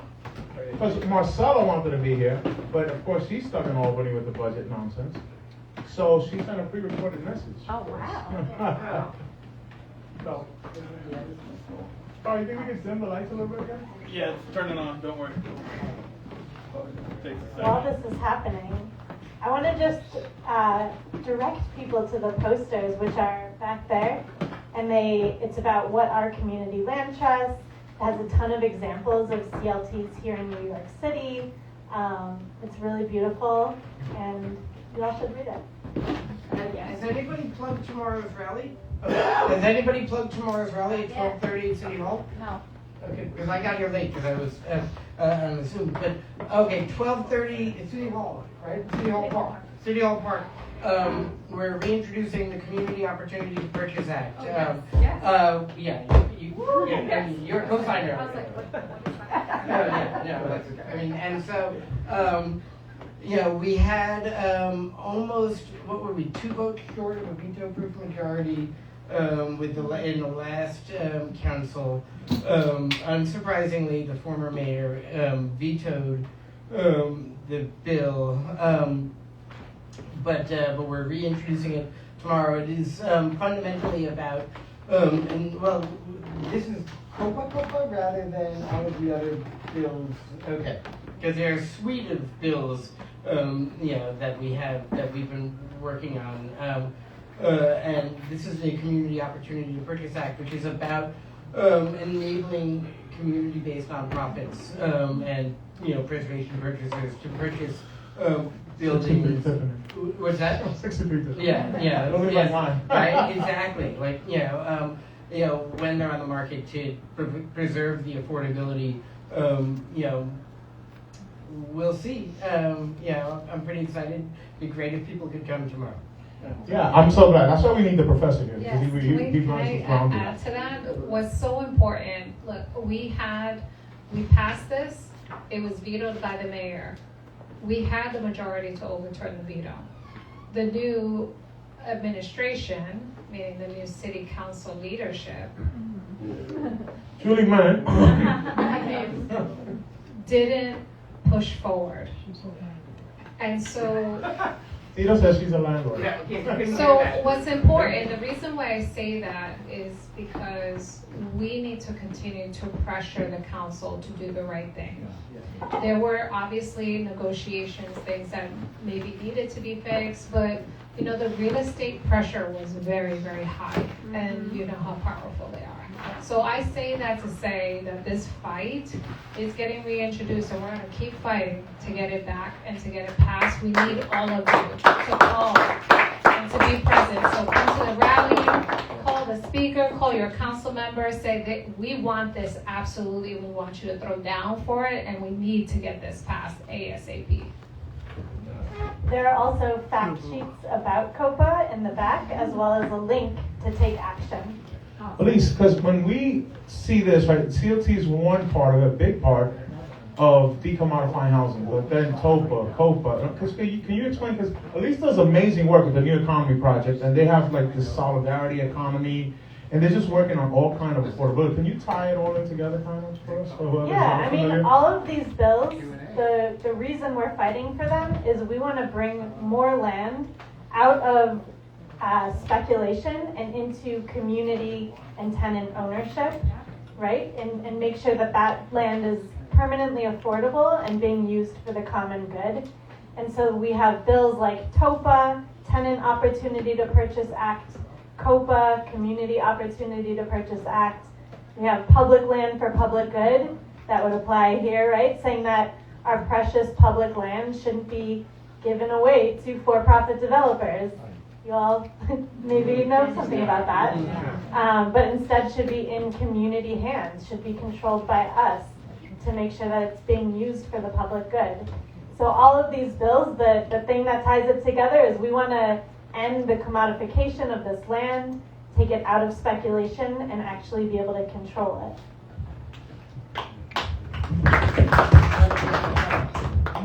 What say you, Marcella? Tell us what you think. Everyone, I am State Assembly Member Marcella Martinez. I'm sorry I couldn't be there with you today. I am still in Albany fighting for this budget.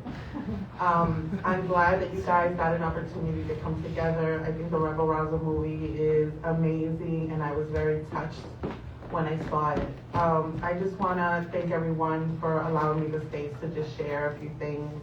I got into organizing because in 2006, there's a landlord that purchased my 35-unit building, and within 6 months was able to displace half of the Latino families.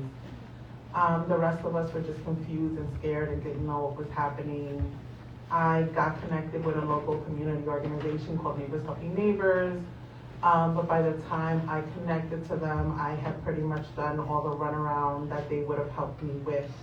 What I did learn from them is coalition work. The first time they took me to a coalition meeting, I couldn't believe how many people had been through very similar experiences that I have been and were there fighting. So that to me was very, very powerful, and I got really hooked on organizing and coalition work. And that was instrumental in building